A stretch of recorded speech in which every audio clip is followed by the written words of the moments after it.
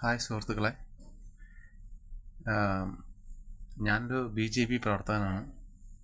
RSSൻ്റെയും BJPയുടെയും പ്രവർത്തകനാണ്. പ്രവർത്തിച്ചുകൊണ്ടിരിക്കുന്നത്. അതിൽ സ്ഥാനമാനങ്ങളൊന്നിനും വഹിക്കുന്ന ആളല്ല. അത് കാണിച്ചു തരാം. പിന്നെ വേറൊരു സംഭവം പറയുമ്പോൾ, രാഹുൽ മാങ്കൂട്ടത്തിനെതിരെ വളരെ ഗുരുതരമായിട്ടുള്ള ആരോപണങ്ങളൊക്കെ പറഞ്ഞുകൊണ്ടിരിക്കുന്നുണ്ട്. എല്ലാ രാഷ്ട്രീയ പാർട്ടിക്കാരും പറഞ്ഞുകൊണ്ടിരിക്കുന്നത്. പക്ഷെ എനിക്ക് അതിനോട് യോജിപ്പില്ല. കാരണം ഞാനൊരു BJP RSS പ്രവർത്തകനാണെങ്കിലും കൂടെ എനിക്ക് ഷാഫി പറമ്പിൽ അല്ലെങ്കിൽ ഷാഫി പറമ്പിലിനെയും രാഹുൽ മാങ്കൂട്ടത്തിനെയും വളരെ ഇഷ്ടമാണ്. കാരണം അവർ നല്ല പ്രവർത്തനം കാഴ്ചവെക്കുന്ന നല്ല യുവ നേതാക്കന്മാരാണ്. അതുകൊണ്ട് എനിക്ക് അവരോട് ഭയങ്കര ഇഷ്ടമാണ്. ഇതിൽ എന്നെ ഇപ്പോൾ പാർട്ടി സസ്പെൻഡ് ചെയ്താൽ കുഴപ്പമില്ല, അല്ല എന്നെ പുറത്താക്കിയാൽ കുഴപ്പമില്ല. ഞാൻ ആരുമല്ല.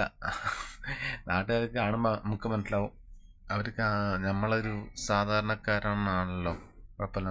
ഒരു പാർട്ടി ബേസിൻ്റെ ഒരു ലെവലിലേക്ക് നിൽക്കുന്ന ആളൊന്നും അല്ല ഞാൻ. അതുകൊണ്ട് എനിക്ക് കുഴപ്പമില്ല.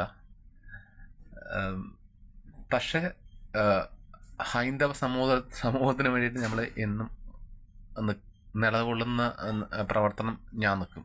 കാരണം നമ്മളുണ്ടാവില്ല, നമ്മുടെ വിശപ്പ് മാറുള്ളൂ. എന്നപോലെ നമ്മളുടെ ആൾക്കാരുടെ കാര്യങ്ങൾ നമ്മൾ പറഞ്ഞിട്ട് ചെയ്ത് കഴിഞ്ഞാലേ ശരിയാവുള്ളൂ. പിന്നെ രാഹുൽ മാങ്കൂട്ടത്തിനെതിരെ പ്രശ്നങ്ങൾ, ഈ പരാതികൾ എനിക്ക് തോന്നുന്നില്ല. അപ്പം ഞാൻ ആരുമല്ല, സാധാരണപ്പെട്ട ഒരാളാണ്. എൻ്റെ അഭിപ്രായം പറഞ്ഞാണ്. ഞാൻ RSSകാരനാണ്, BJPക്കാരനാണ്. രാഹുൽ മാങ്കൂട്ടം അങ്ങനൊരു തെമ്മാടത്തരം ചെയ്യാൻ നിൽക്കില്ല, അത് നല്ല ഉറപ്പാണ്. ഷാഫി പറമ്പിലിൻ്റെ പിൻഗാമി എന്നുള്ളത് തീർച്ചയായിട്ടും അങ്ങനെ തന്നെ പറയാം.